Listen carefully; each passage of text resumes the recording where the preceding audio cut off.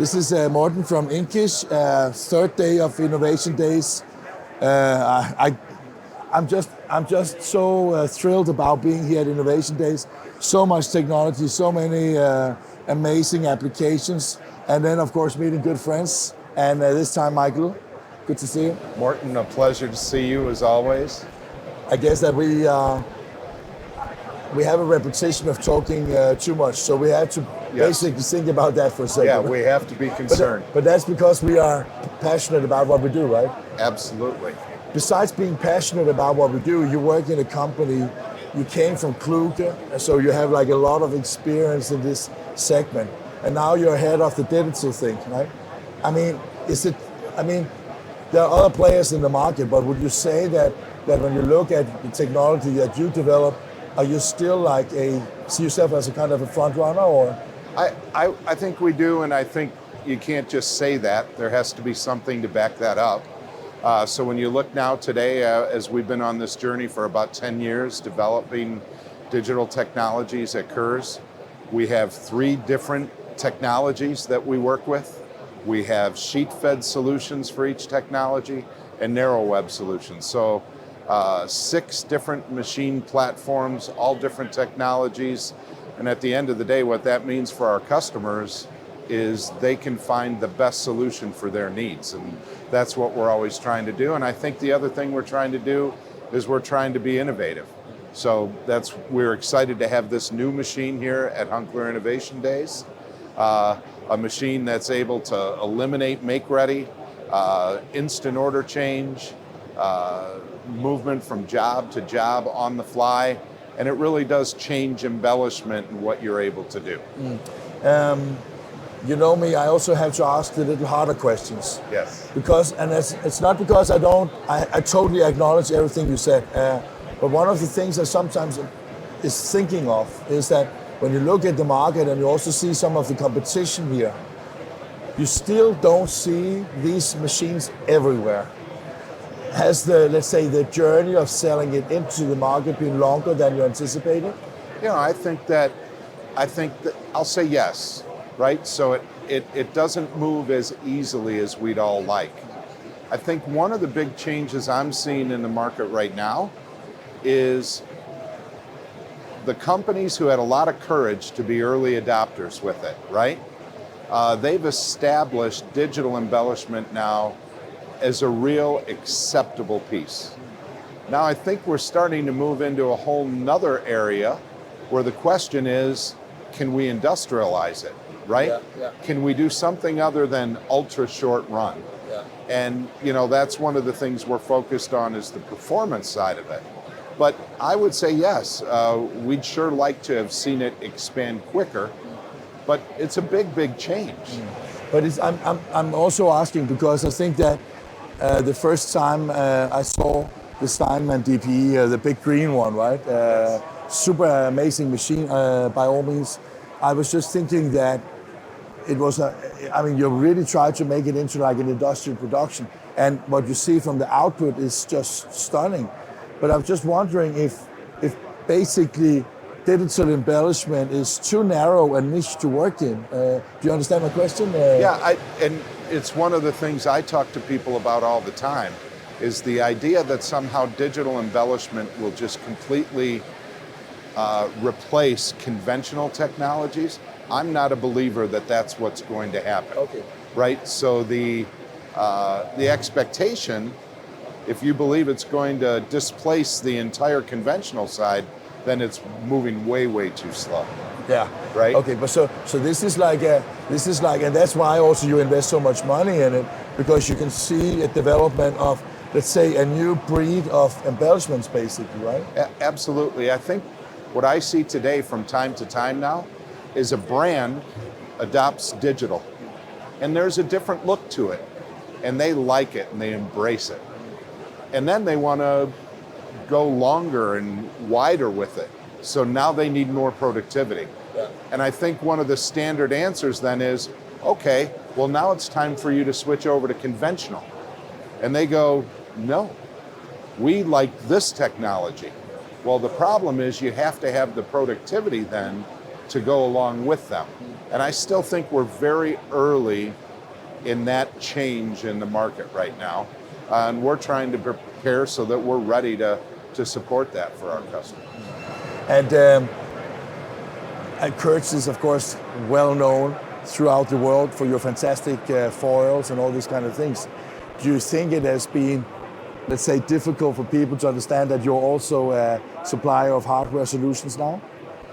Yes, and I don't think it's unique to us, right? You know, if a company becomes a number one brand for something, it's difficult to get people's head around it, right? It's difficult to get people's head around it. But that's why we have what we have here at Hunkeler Innovation Days, right? The only way to get past that is to educate and help people see it. They come to see us, like you said, because we're the global leader in transfer foil.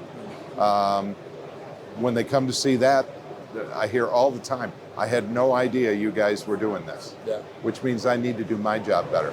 I think you do your job good. I'm just thinking that, you know, there can be tendencies in the market where when the paper prices increased a lot during COVID, maybe the brands was thinking that, okay, embellishment, that is for other times, right? And then prices on paper starts to stabilize a bit, and now you can do it in shorter runs. You can do it personalized if you want to. Now it changes the game entirely, right? It does, and there's good data on what embellishment does to brand recognition, what it has for shelf appeal. So regardless of the cost, it's an additional cost over CMYK, no doubt. But if it drastically changes your shelf performance, it's worth every penny of that.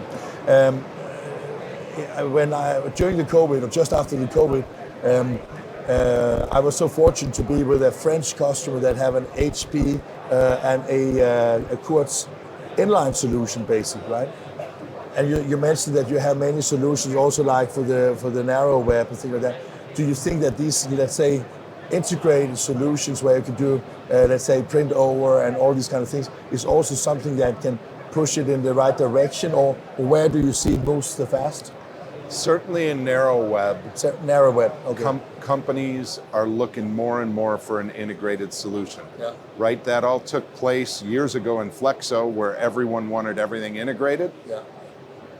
The introduction of digital took everything back to standalone with a offline converter, and with hybrid presses and the movement there now, you're starting to see a movement back towards a fully integrated solution.